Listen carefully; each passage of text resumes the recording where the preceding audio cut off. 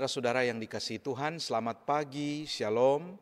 Kembali lagi berjumpa dengan Sabda Pagi Gemim Sion Winangun, edisi hari ini Jumat 3 Mei 2024. Sebelum kita membaca Alkitab, mari kita berdoa. Ya Bapa, kami butuh firman-Mu, supaya firman-Mu mengendalikan kehidupan kami. Karena itu berfirmanlah di pagi hari ini, sebab kami telah siap untuk mendengarkannya.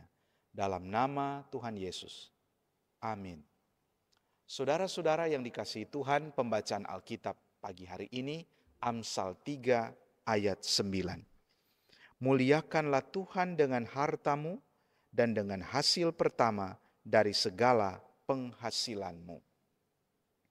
Tema perenungan kita pagi ini adalah muliakanlah Tuhan dengan hartamu. Saudara-saudara yang dikasihi dan diberkati Tuhan Yesus, harta adalah kekayaan yang berwujud maupun tidak berwujud. Dalam ilmu ekonomi, harta juga disebut sebagai aktiva atau aset.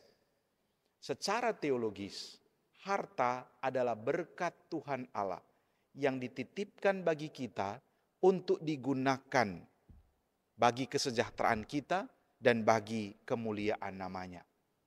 Konsep memberikan harta terbaik atau hasil pertama dari segala penghasilan adalah perintah Tuhan Allah kepada umatnya sebagaimana dalam Keluaran 29 ayat 19 dan Ulangan 26 ayat 2. Perintah ini diberikan kepada umat Israel supaya mereka mengutamakan Tuhan Allah dengan hidup taat dan penuh kasih kepadanya. Semua yang kita miliki dalam dunia ini pada hakikatnya adalah miliknya. Kita dipercayakan Tuhan Allah untuk mengelola berkat-Nya, karena Dialah satu-satunya sumber berkat dan pemilik kehidupan kita. Di dalam Dia kita beroleh penebusan dosa, bukan dengan harta yang fana, bukan dengan emas dan perak, melainkan dengan darah Yesus yang tercurah di Kalvari. 1 Petrus pasal 1 ayat 8 sampai 19. Saudara-saudara yang dikasihi dan diberkati Tuhan Yesus, berdasarkan atas pemahaman inilah, maka kita terajak untuk mempersembahkan yang terbaik kepada Tuhan Allah melalui hidup, kerja, dan harta kita. Memuliakan Tuhan Allah dengan harta berarti kita memberikan persembahan kepadanya sebagai pengakuan dan penghormatan akan kekuasaannya dalam hidup dan kerja kita.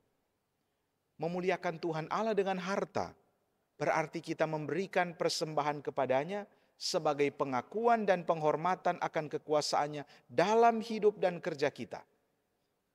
Tuhan Allah yang memberkati kita dengan apa yang kita miliki.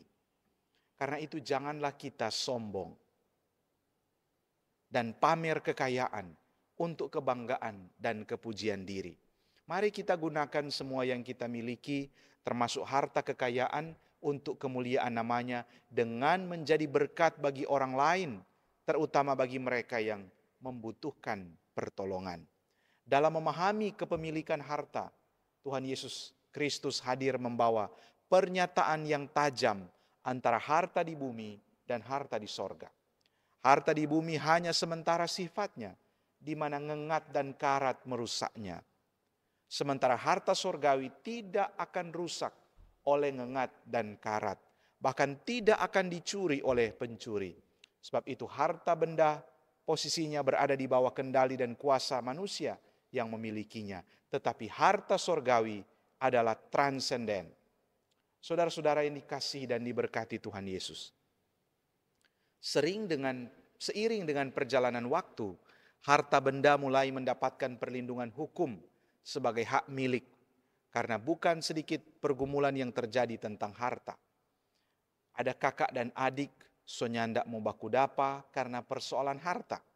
Padahal harta dunia bersifat tidak kekal. Sebab itu Tuhan Allah menghendaki supaya kita memuliakan namanya dengan harta yang kita miliki. Keluarga adalah harta yang indah. Begitu juga dengan saudara-saudara kita sebagai sesama. Jangan ribut dengan harta sehingga saudara bersaudara tidak rukun. Ingatlah bahwa yang terpenting bagi Tuhan Allah adalah bagaimana hidup kita berdampak atau menjadi berkat bagi orang lain, sehingga mereka takut akan Tuhan Allah dan memuliakannya. Amin. Saudara-saudara, mari kita berdoa. Terima kasih Tuhan atas firman-Mu yang telah kami renungkan pagi hari ini. Buatlah kami mengerti dengan baik dan buatlah kami melakukannya dengan baik pula. Di dalam nama Tuhan Yesus kami berdoa. Amin. Saudara-saudara, demikianlah Sabda Pagi edisi hari ini. Tuhan Yesus memberkati kita semua. Shalom.